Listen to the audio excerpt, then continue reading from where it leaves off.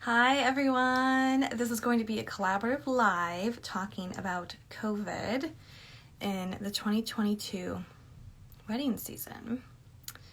On one hand, that's not really anybody's favorite topic. On the other hand, if you are getting married soon, this is probably on your mind. Let's see. It says that you joined. Aha! Hi! Look at you! You got in here. So, do you want to go by Elizabeth or Beth? I've been calling you Beth. Oh, I go by Beth day by day. I know I make it a little confusing, but thanks for asking. Awesome. Beth, thanks for joining me. So we can each introduce ourselves quickly so then we can just jump in because we could talk about this for a long time, but we'll try to keep it to just 30 minutes of No helpful worries. information. So I'm Maureen Cotton, Reverend Maureen Cotton. I'm an interspiritual minister. I work with the spiritual but not religious in the world of weddings. I'm a coach helping people do very modern premarital, not counseling, but guidance, premarital guidance, and coaching to have a really authentic, meaningful spiritual wedding. And I also officiate, and I am based just north of Boston. And Beth, how would you introduce yourself? Oh, well, thank you for having me. I just, funny enough, I didn't see the announcement post. I was just reading the kind things that you said about me yesterday. So thank you for that, Maureen. Oh, That was so kind.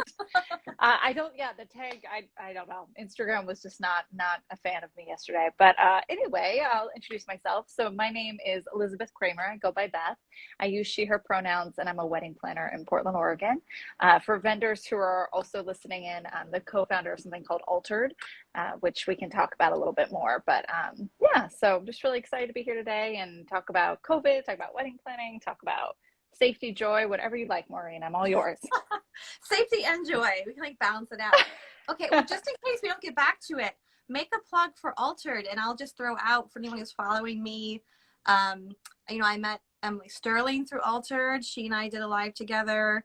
Who else did I meet? A few amazing people, and I've done some of your courses. And yeah, for any progressive wedding vendors or wedding vendors who sometimes wonder if this work is really worth it. I think Altered is great, a great community. But as a co-founder, yeah, give us a plug for it. Well, I see a few folks in the audience, so that's awesome, who I know through Altered. But yeah, what is Altered? So I call it these days, I call it a space for wedding vendors who want to change the wedding industry. And kind of the operative word there is space. That's because Altered, it's been around since February of 2020, which we could talk about that more later. But it's evolved a lot from what it was. So it started as a small regional networking event here in Portland, in Oregon. But these days, we do a lot of different things. So you very kindly referenced, we've done a lot of online courses, all with established educators on the topics of diversity, equity, inclusion, and accessibility in the wedding industry, specifically for vendors. We've held community spaces with a trauma support specialist to help wedding vendors process past and ongoing work trauma, a lot of it tied to COVID, but not always. We send a monthly newsletter that is always free. It's just a list of resources for wedding vendors. So usually stuff either made by wedding vendors or made for wedding vendors. So that's available. People can subscribe to that. There's examples on the website, which is alteredpdx.com. Altered is like the wedding pun. So ALTAR. I know, it's pretty great. Yeah, so and we just wrapped our second season of classes. So right now, like Altered in-person or virtual programming is kind of on hold through the summer just because of my own availability, and the people we talk to are pretty busy if they work in the Northern Hemisphere. But I'm very hopeful we'll be able to do something probably in the winter of this year, maybe early next year. So yeah, newsletter's best place to follow that. We do have an Instagram, but anyway, that's what Altered is. It's just, it's not a membership group. It's really just a way for vendors to connect and either plug in or plug out whatever makes sense for them in their work. Absolutely. Yeah. And I've met so many great folks through that. So grateful. Oh, that makes me happy to hear. So on the topic of COVID, everyone's sick of talking about it. I was trying to think of the right way to enter this conversation. And I think it's so interesting. So I'll reiterate the obvious that neither of us are medical professionals or public health experts. We're speaking from experience within the industry, although I know you're also doing lots of research. But I feel like when I kind of backed up and looked at it, it was interesting because on one hand, even without being an expert, I think it's safe to say COVID is not the same risk that it was. Socially speaking, I just saw a New York Times headline that actually more elders died from Omicron than Delta. So, we're getting mixed messages all the time. So we're still protecting vulnerable communities. But at large, it's less of a risk at this point. But I find that with the weddings, it's almost a more complicated conversation because before I feel like it was like you thought COVID was a hoax, or you took COVID very seriously, or maybe you were in the middle, you took it seriously, but you weren't really concerned or anxious. So maybe there were vaguely 3 categories. And now there's like 200 billion categories for attitudes toward COVID, how seriously to take it, how afraid you are.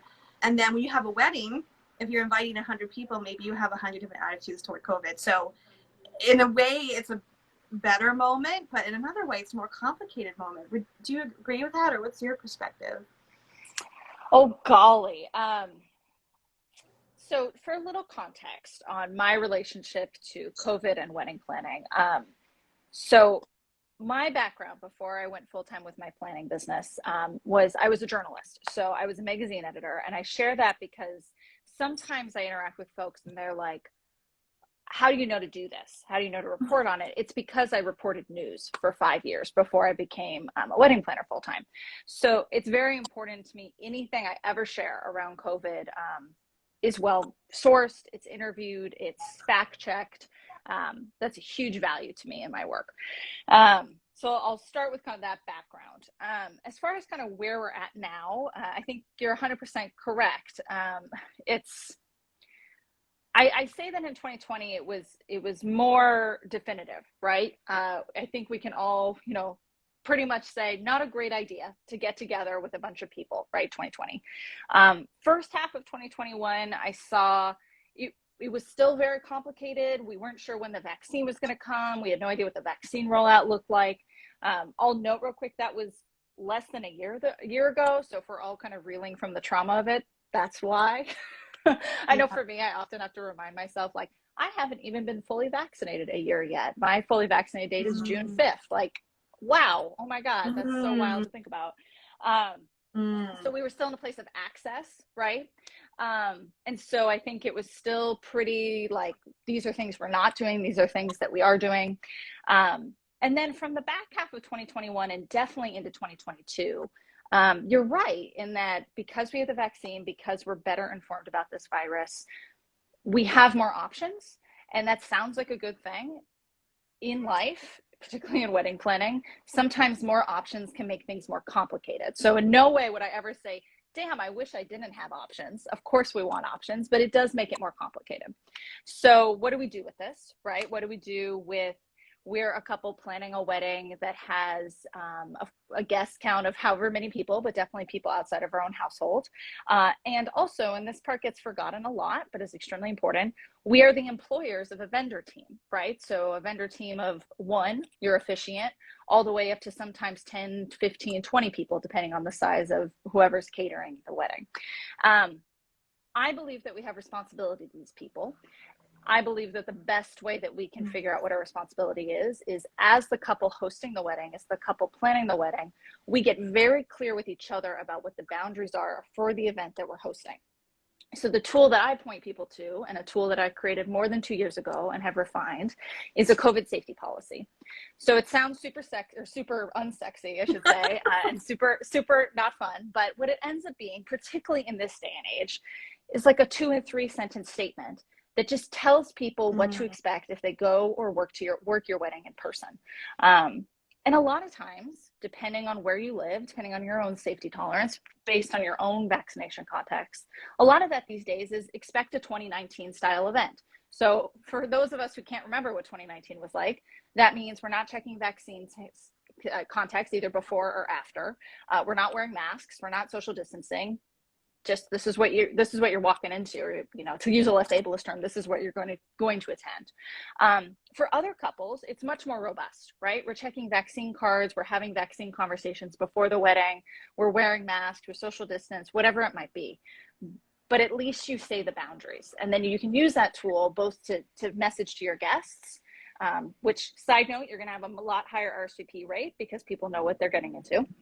And you can also use this as a tool to have conversations with your vendors, either before you sign a contract, or if you've already signed a contract, to negotiate the boundaries of the event before it happens.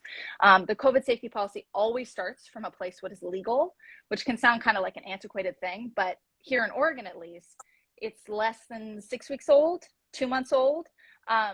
That gatherings in the way that we might think of gatherings in a 2019 style were legal in many ways. So it always starts from a place what is legal and then moves up a spectrum of what is safe. So this is a long way of saying it's still very complicated. I think that couples planning for 2022 and arguably early 2023, make this policy, use it as a tool. It is a boundary setting exercise. It's good for you and your partner. And I find that it makes the whole process a lot easier. Doesn't mean it's easy. It just means that it's easier. So that's all on my site. Something so yes, yeah. Well, yeah, I'll definitely link to your resources page, which is so extensive. I knew it was there, and then I just like peeked at it before. I'm like, I'll do a quick peek to see what she has. Like, I cannot do a quick peek because there is so much. I go on. Yeah, there's updated. Two. There's the one of all this stuff before COVID. So I've always made my templates free, like the interview list, all types of stuff I've always made for free. And then the COVID stuff is kind of its own, and it's all linked. So hopefully it's pretty easy for folks to find. But the COVID stuff is its own. Some parts of it are a little time capsule-y. Like, it's interesting to go through there and be like, oh my God, that is what we were talking about 6 months ago. Right. But I do try and like make it more, oh, that's so nice from Georgina. But I do try and make it more like topical as we've gone on through the pandemic. Keep it updated. So something I just want to ask about that you mentioned is that when people communicate their safety policy to all of their guests, you said they're getting a higher RSVP rate. Yes, I don't have hard scientific facts about this, but I have a lot of anecdotal examples because a common question I've always gotten, I've been a wedding planner for 6 years. A common question I've always got is, Beth, what is attrition rate, right? How many people, if we invite 200 people, what percentage of those people are going to tell us no? And it's always been a rough science. I usually say more people are going to say yes than you want. So be really honest with yourself about who you're inviting. But different planners, different people say different things. I've heard somewhere between 5 to 10%, right? People saying no. In this era, whatever we want to call this era, I don't have a percentage, but I do have a lot of couples that say that if they said the thing about COVID, right? And if the thing was, we're not going to ask anything, 2019 style, come on down. People are replying yes or no more quickly. They're RSVPing more aggressively against an RSVP deadline because, again, they know what to expect and they can make the judgment for themselves of where that falls in their household spectrum of safety. And that, I think, is key. And it's something I've been saying since last fall, and it's proving really true this summer, that a lot of times as a couple, as a host, I don't believe we're in a place anymore where you have to make it perfect for everybody, right? 2020, I think it was pretty clear what we should and should not be doing, like a wedding in this capacity, probably not a great idea. But in this day and age, you as the couple just need to establish your own boundaries and share and communicate those in a timely way, and then allow people to decide if that works for them. And that, I think, is really useful with guests, because we're pretty good at knowing who the people who need to be at a wedding in person to feel like our wedding, who those people are. And so we can center their safety and then kind of go out from there as far as the other people coming. It can get a little more complicated with vendors because we're talking about money, we're talking about legal contracts, but I have still found it to be very effective. So yeah, if you tell people, hey, this is what's gonna happen if you come to this thing, you might not have been to a wedding in 3 years, they're gonna be able to tell you, okay, cool, that works for us. Or, hey, no, I have an unvaccinated 6-month-old. That's not really the thing I want to do right now. Or I'm immunocompromised. Can we talk about other things that can make me safe? It's a way to kind of break the ice on this, because unfortunately there's still a lot of weirdness around these topics, even now. Right. And so, practical question for you. When you work with a couple in a consult capacity, or if they're your planning client, and you assist them in writing their safety plan. And again, or you could even say safety statement, maybe in 2022, because it's more simple, right? And then it's a little bit less intimidating, but it's just kind of make a commitment. So your safety statement. and they want to communicate that. This might almost seem like a really rudimentary question, but we just assuming that all couples at this point have an Excel sheet with other clients' emails that maybe they sent other information to, and that this is just like an email. Do you suggest it be its own email? Is it tucked in with like transportation details? Yeah, great question. So I'll break it down by who we're talking to, right? So if I'm a couple, there's two big populations of people we talk to when we're planning a wedding. We talk to our guests and we talk to our vendors. So I'll start with guests, right? Because that's usually where couples talk about, even though in my opinion, this is actually the easier conversation. But with guests, the hard and fast deadline I tell people, and this is still true right now, is have this policy together, right? Or this statement together, no later than 60 days before your wedding. So the 60 days thing comes from, it's close enough to your wedding that you'll have a pretty good sense of what do case counts look like, what do death rates look like, what does legality look like depending on where you are in the world. But it's also far enough away from your wedding that you're likely not owing anybody money yet. Hopefully it's not too loud. You're not owing anybody money yet.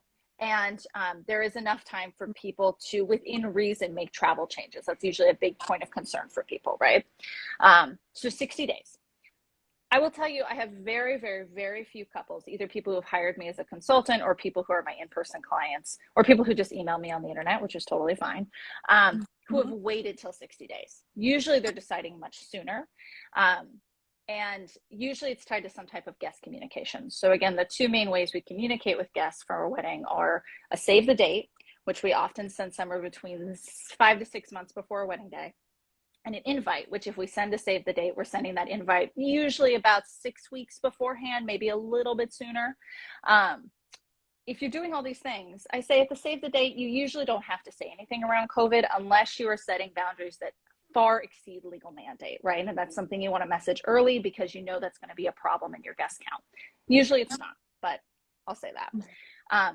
When you send this COVID safety policy would be when you send the invite.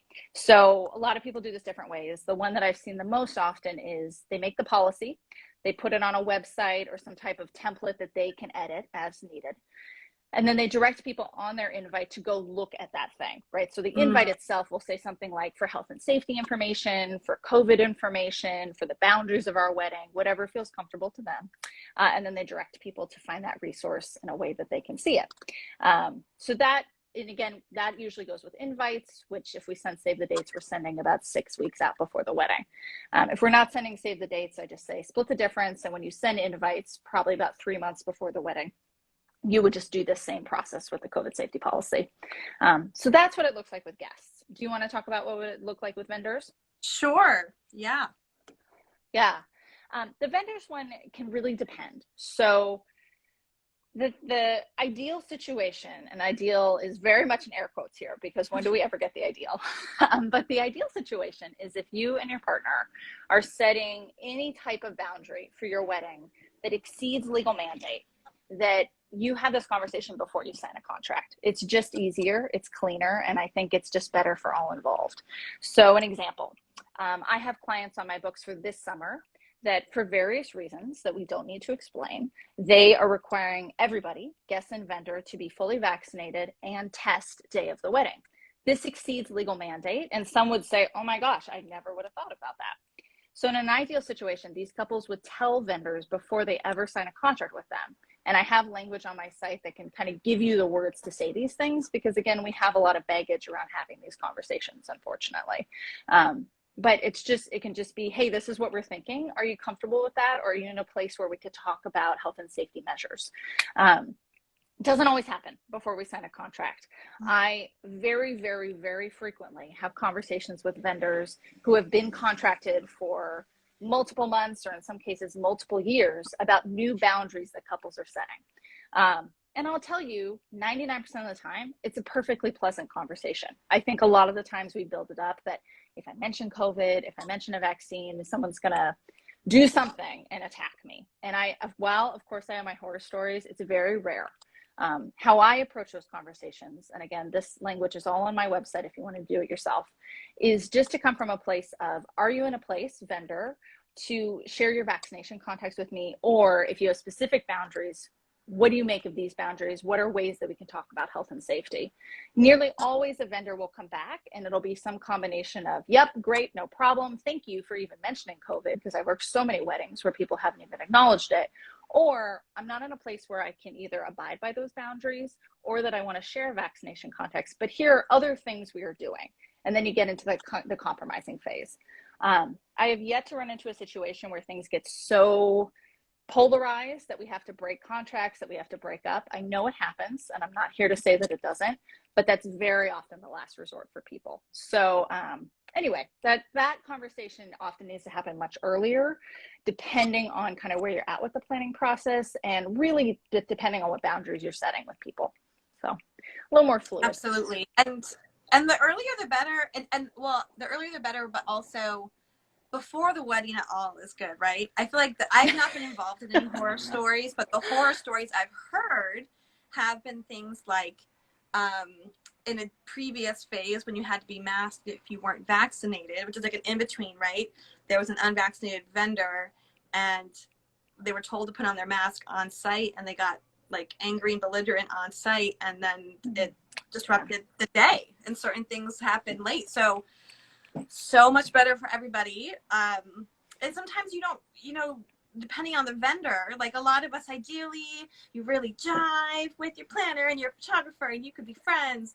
But we don't necessarily have a personal or like really emotional kind of relationship with every vendor. And so if there's someone who's there all day, yeah, that makes so much sense. So thinking about the guests, when you said that you actually feel like the vendor conversation is more nuanced, right? Because there's money and contracts involved and all of that. Whereas your guests are often more afraid or more timid or just building up anxiety or more for the conversation with their community. What are some of the things that you have to kind of encourage people with to get them over the hump? Or even like, you were saying about the invitation, we see every day if we're in the wedding industry, the lay flats of the letterpress and everything's beautiful, and you think about like how to write your name, and so people probably aren't super excited to also write like health and safety, yada.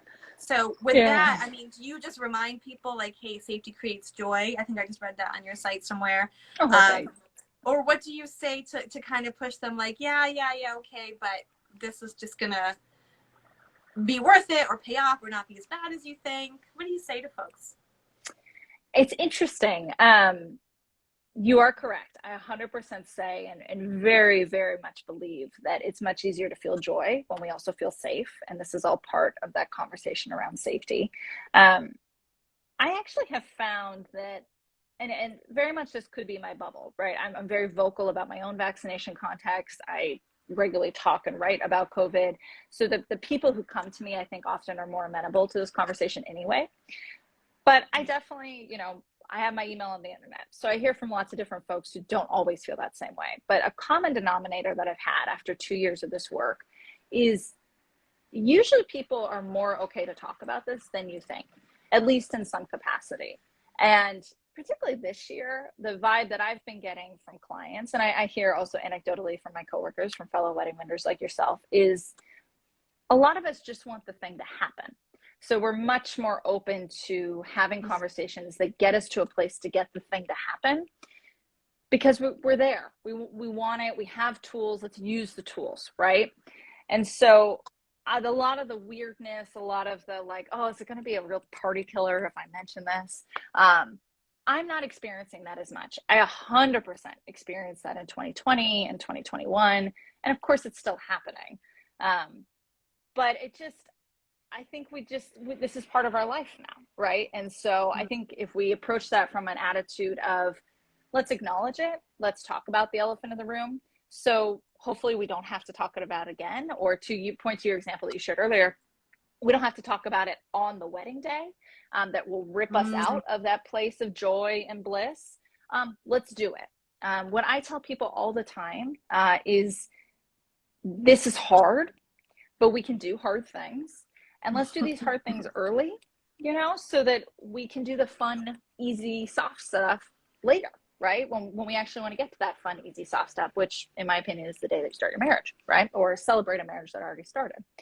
So all to say, it totally happens. But I also really want people to know that they're not alone in talking about this, right? Like I just pulled this stat the other day. I have a random wedding vendor website, right? I am not a magazine. I'm not a news outlet. I had 7,000 people on my website last month. And the top story was around COVID guest communication. So if you think you're alone in wondering about COVID, if you think you're alone in having these conversations, either with your partner or in your own head, I have all the stats you need to know that you are not alone in this. It doesn't mean it's easy, but I think we're very good at isolating ourselves and being like, oh, I'm the weird one who's still talking about this stuff. And that's just not true. So that I see a lot is just, it's okay to say the thing. You're really doing people a favor.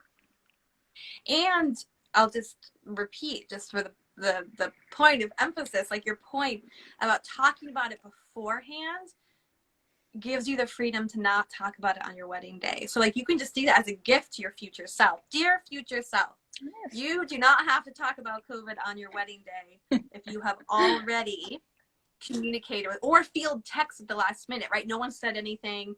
Now your cousin's flying from so where their kid's teacher had COVID, and then all the questions, and if you get those last minute, it's so stressful. So that's such a good way of thinking about it. Like you're giving yourself that own peace of mind and freedom when that question comes up. Like maybe they see in the invitation COVID policy and they roll their eyes or like whatever, and then suddenly they're exposed before the wedding, and so they're like, okay, I'll go to the website. They said it was there, and they don't have to bother you with it. Like that all makes so much sense. So let's jump to the after.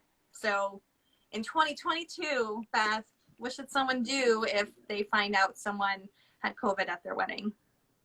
Oh boy.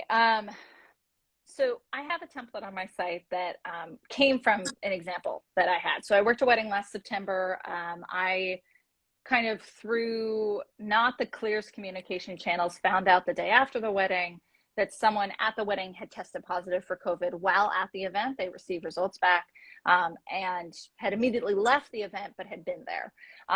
And, my client at the time asked a question that can sound really bad, but I think is an honest question of, do we tell people, right? And so when I hear that question, what I hear is, well, yes, we need to tell people, but how do we tell people?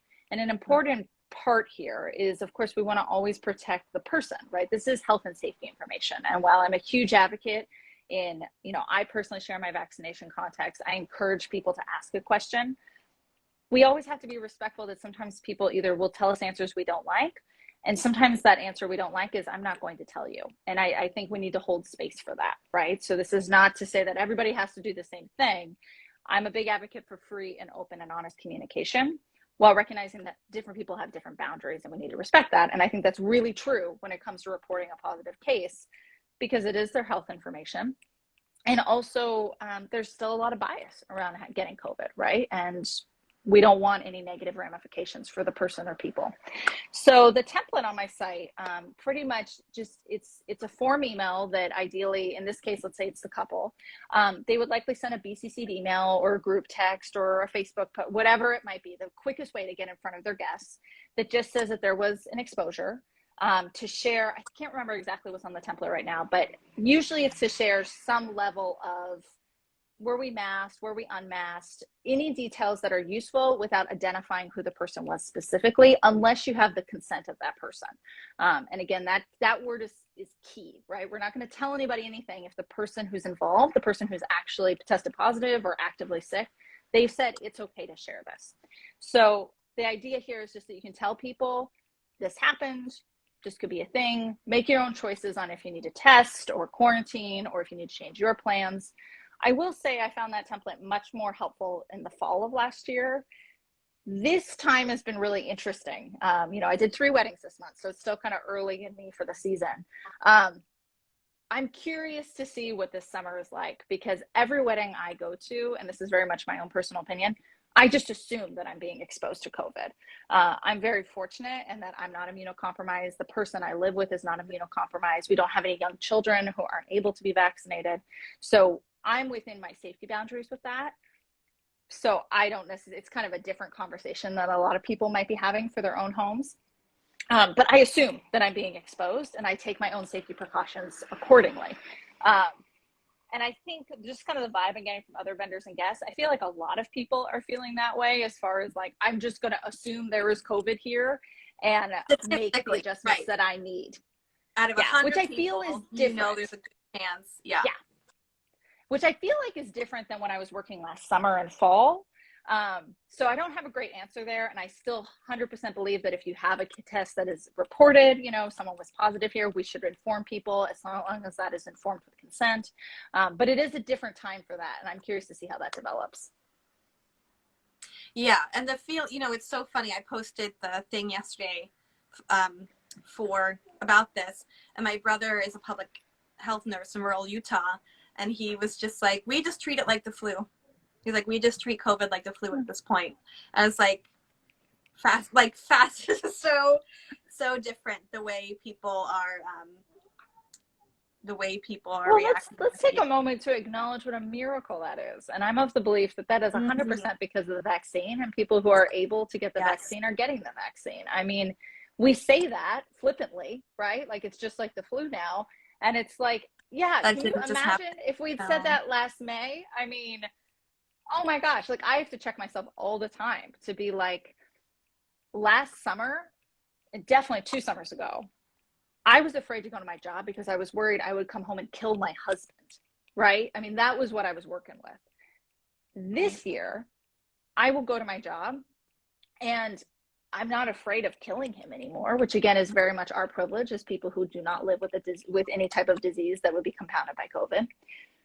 Also, what a joy that I can go to work, and now what I'm worried about is the inconvenience of, if I get sick and test positive for COVID, I won't be able to show up for next week's client, and that's going to hurt me financially. That's going to hurt, me emotionally. It's going to cause a lot of churn, and that's something I really don't want to have happen, which is why I take other safety precautions. But also, I'm talking about inconvenience over mortality now, and I just have to remind myself all the time, like, the inconvenience is not fun, Beth, but at least you can do your job in some way. Absolutely. Yeah. And continuously to remember that, it's different for everyone for all reasons. Yes. Like you said, some people would love to get the vaccine, but can't. And we can never even begin to imagine all the different realities around us. So again, that's why it's about communication, not assuming, hey, getting COVID wouldn't be that big of a deal for me.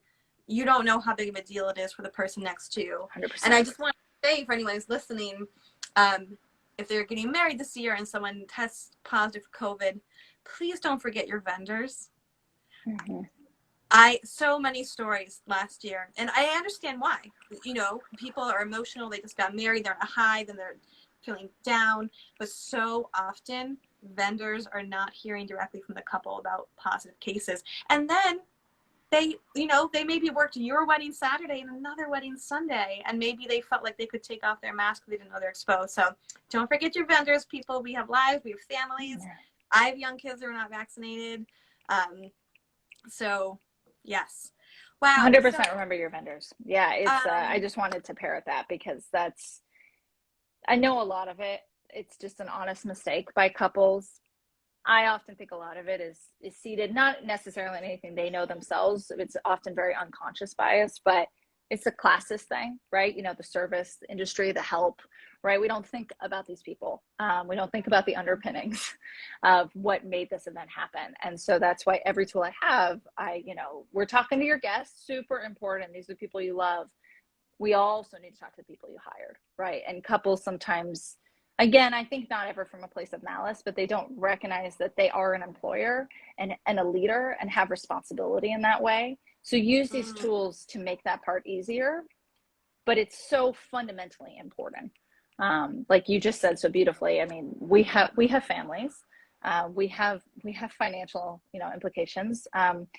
There's also other people we work for. You're not our only boss. You're not our only client. I mean, depending on what type of vendor you're talking to, you might be 1 out of 3, 1 out of 5, 1 out of, for the weekend.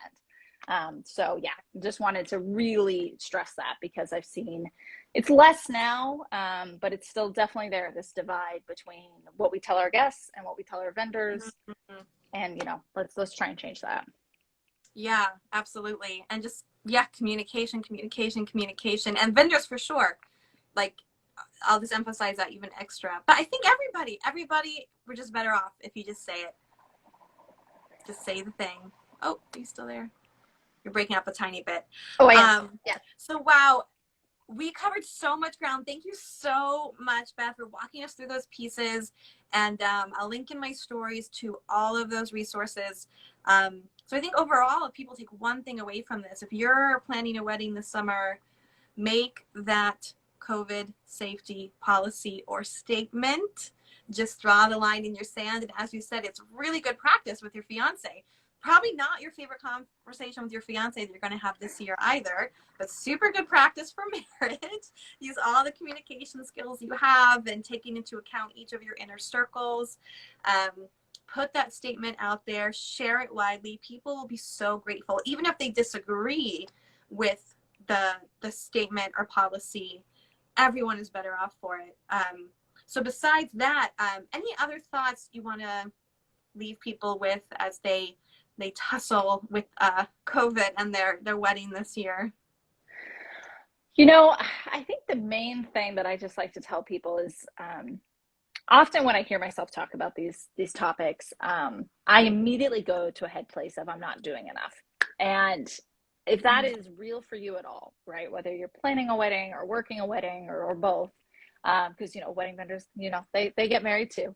I just really want you to know that the fact that you're even open to this conversation is, in my opinion, already a lot, It has not always been my experience in the last couple of years. And so take that moment, hold that space, commend yourself, pat yourself on your back, pat your partner on their back. And just recognize that even saying the thing, right, is really a lot. And it is a lot. It was a lot in 2020. It was a lot in 2021. It's a lot in 2022. So please acknowledge that, right? And then, yes, there are steps to do this, and hopefully it's really clear on the website, right? Use this template to make a COVID safety policy. Use these templates to share that with your guests by these deadlines. Use these templates to share to your vendors by these deadlines. If anything is ever unclear, if anything ever doesn't make sense, and this happens a lot, if something didn't work for your situation, because this is so true about life and it's very true about COVID, something's very unique about your situation that isn't tailored in kind of the more general population templates, write me. My website, my email is all over my website. I often talk to people about the nuances of this, and will do my best to hold space for that. So just recognize that. Like, this isn't to say, here's a million more things you need to do, because there's already so much to do in life. There's so much to do in wedding planning.